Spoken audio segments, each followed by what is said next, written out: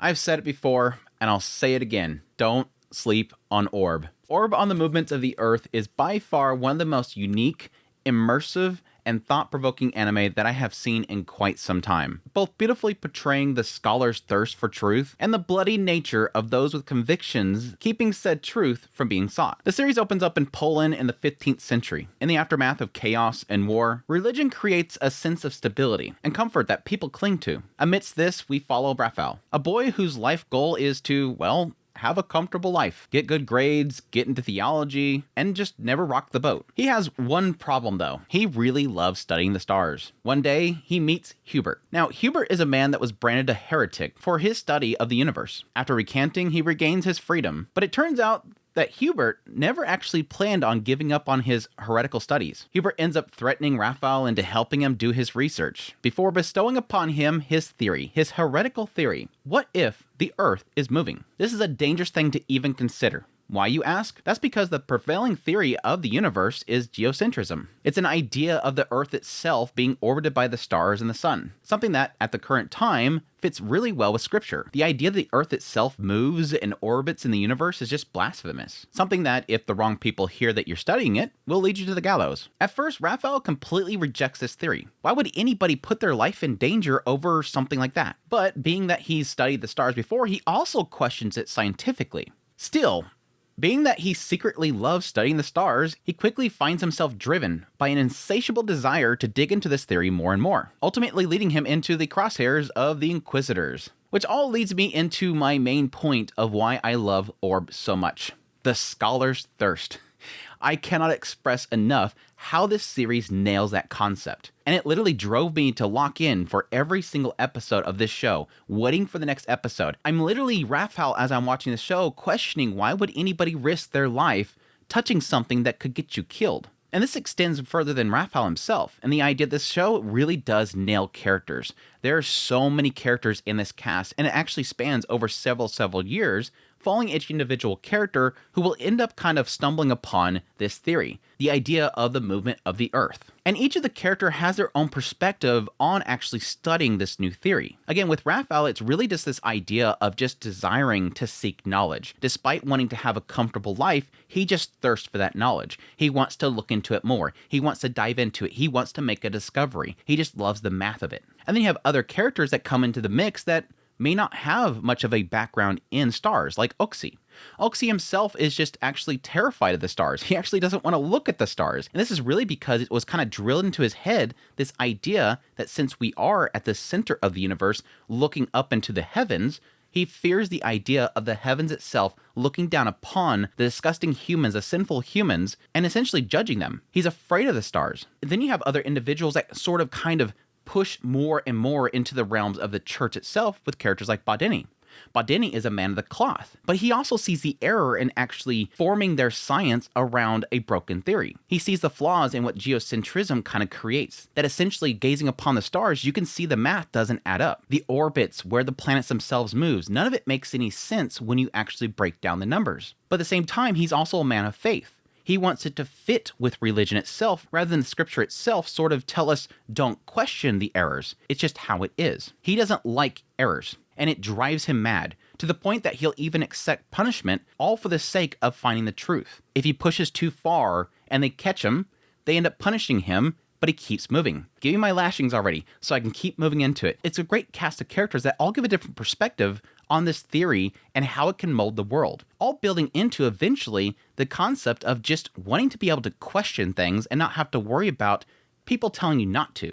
The human element is the nature of that thirst and that desire, the idea of literally moving the earth, the idea that everything is the status quo and you're not supposed to question it, but yet discovering at some point that that is sort of a downfall. That is something that is sort of keeping people from progressing. It's keeping people from being able to move forward because they're so stuck on the past and keeping to these realms. But at the same time, I also love the aspect that you do see the other side of things. This show does a really great job of showing that gray area, that nothing is just black and white. That while you can see that the church is wrong, because yes, you'll see Raphael walk by this courtyard and everybody's cheering as some people are being burned at the stake for having heretical thoughts. This idea that just because I question if a planet can move, I can end up dead, is still present. But then kind of seeing the other side of everything where you have individuals, yes, one of my favorite individuals, the inquisitors, who seek to keep that structure. It's essentially burned into their brain that anybody that is questioning the scripture is trying to induce chaos. They're possessed by devils.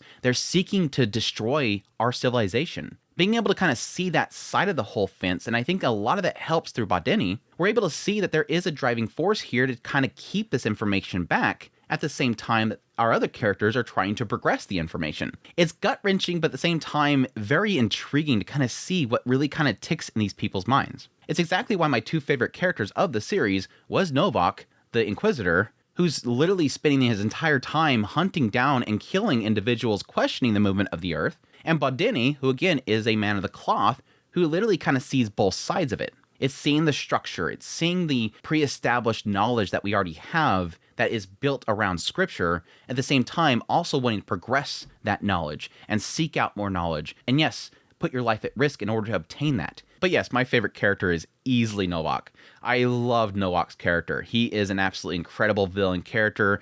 Easily going to go down as probably one of my favorite villains of all time. This is a character that is very complicated. Again, early on, he is a nasty individual. He's the one that's hunting down people and killing them just for having heretical thoughts. He's the executioner. He's going out there investigating, torturing people, torturing men, women, children, anybody he can get his hands on. If they're questioning the scripture, he's torturing and in a lot of cases killing them. This is a nasty dude. But at the same time, it sort of shifts.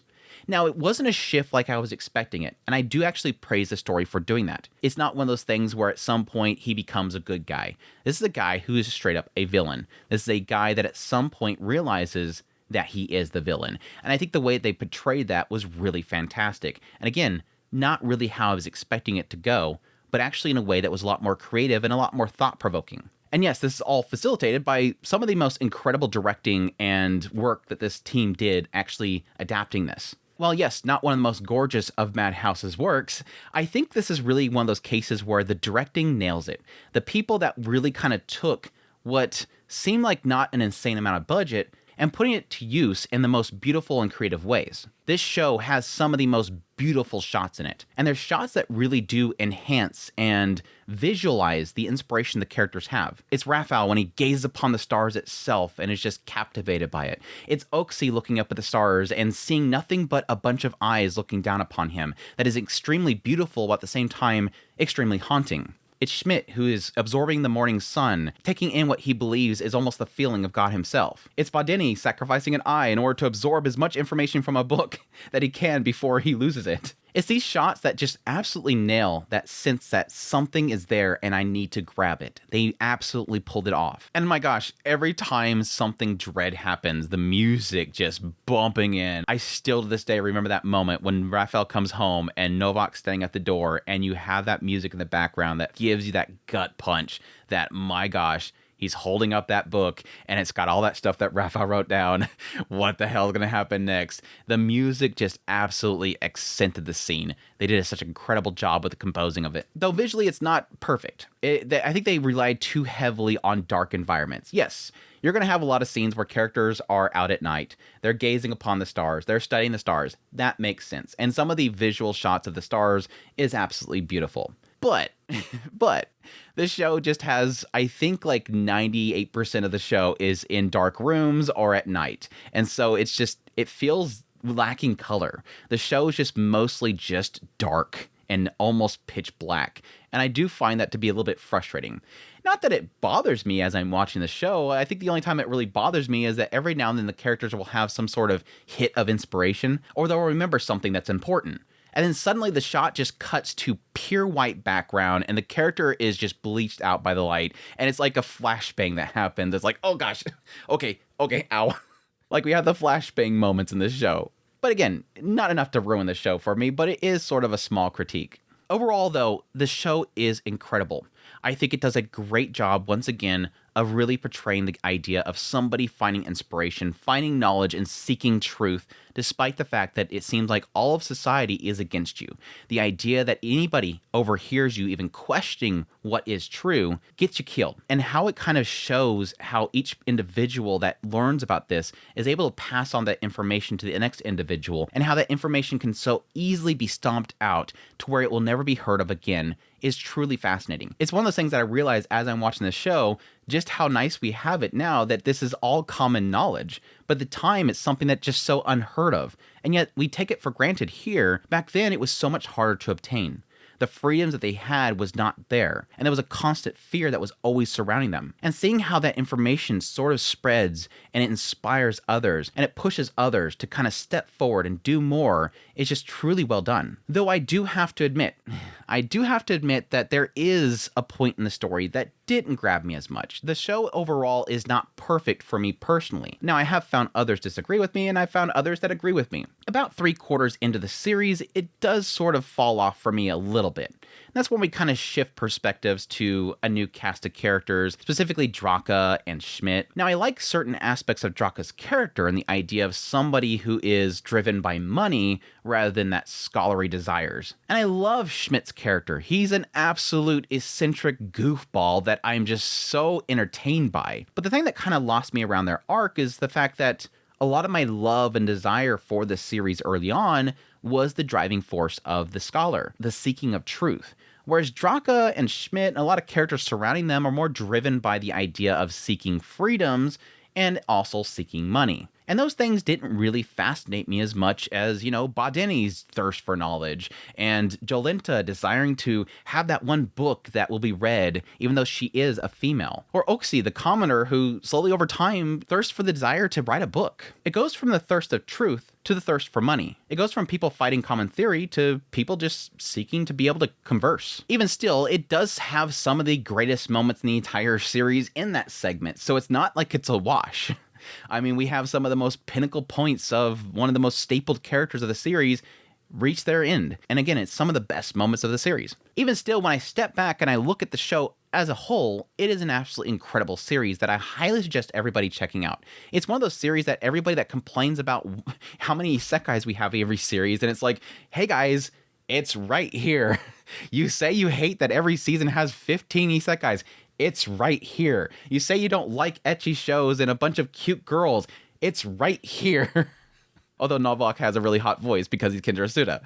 This is literally that show that I think 10 years from now, people will still refer back to. If you're looking for a unique and very creative and beautifully told story, it's Orb. Don't sleep on Orb. Anyhow, that's my thoughts on Orb. I hope you guys enjoyed this video as always. If you did, hit the like button down below, comment.